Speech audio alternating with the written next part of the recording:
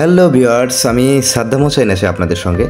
আর আজকের ভিডিওতে আপনাদেরকে আমি দেখাতে যাচ্ছি আপনারা মমতাজগঞ্জ থেকে মিরাফিংসার মাজারে কিভাবে যাবেন এবং কোন রাস্তা দিয়ে যাবেন এবং রাস্তার চারপাশের প্রাকৃতিক সৌন্দর্য কেমন সব কিছুই আপনারা আজকের ভিডিওতে দেখতে পারবেন। তো চলুন একটি গল্প বলতে বলতে যাওয়া যাক। একটা ঘর ভর্তি কিছু মার্বেল ছড়িয়ে দিন, আর একটা কোণায় রাখুন কয়েকটি ভারী কার্টুন। এবার একজন একজন করে কয়েকজন পুরুষ এনে বলেন, তুমি যে কোনো একটা কাজ করবা, হয় একটা একটা করে মার্বেল কুড়াবেন অথবা ওই ভারী বস্তুগুলো সরাবেন। আমি একজন পুরুষ হিসেবে বলছি, একটা একটা মার্বেল কুড়ানোর চেয়ে ভারী কার্টুন সরানো আমার জন্য অনেক সহজ কাজ। না, আমরা শুধু সহানুভূতি থেকে মেয়েদের জন্য ঘর ঠিক করে দেইনি, বরং আমরা জানি আমাদের ধৈর্য কম কিন্তু শক্তি বেশি। আমার না পারা কাজটা যে মেয়েটা করে দেয়, তার কাজের গুরুত্ব আমার কাছে কতটুকু। পুরুষ শাসিত এই সমাজে মেয়েটা নিজেও মাথা নিচু করে বলে সে নাকি কিছুই করে না, অথচ রাত 12টার সময়ও মশারিটা তাকেই গসতে হয়।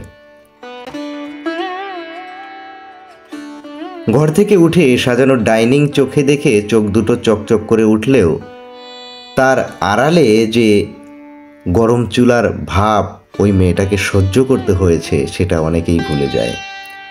লবণ কম অথবা ঝাল বেশি আমাদের দৃষ্টি না এড়ালেও গরম তেলে ফোসকা পোড়াটা ঠিকই আমাদের দৃষ্টির আড়ালে থেকে যায়। যে নারী কিছুই করে না সে নারীর সন্তানের দায়িত্বটা শুধু আপনাকে দেওয়া হোক।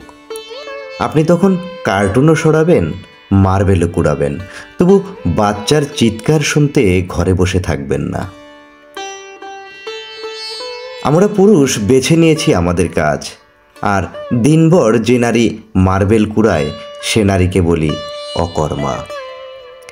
যে নারীর স্বামী নাই আমি দেখেছি সে নারীকে মাটি কাটতে, কিন্তু যে স্বামীর বউ নাই তাকে আমি দেখি নাই ঘরবাড়ি সামলাতে। ঘর বাচ্চা সামলানোর চেয়ে আরেকটা বিয়ে করা যে অনেক সহজ। কারো এঁটো বাসন ধুতে শক্তি নয়, মমতাও লাগে। আপনি খাটলে বেতন পান, সে খাটলে ভালোবাসা পায় তো।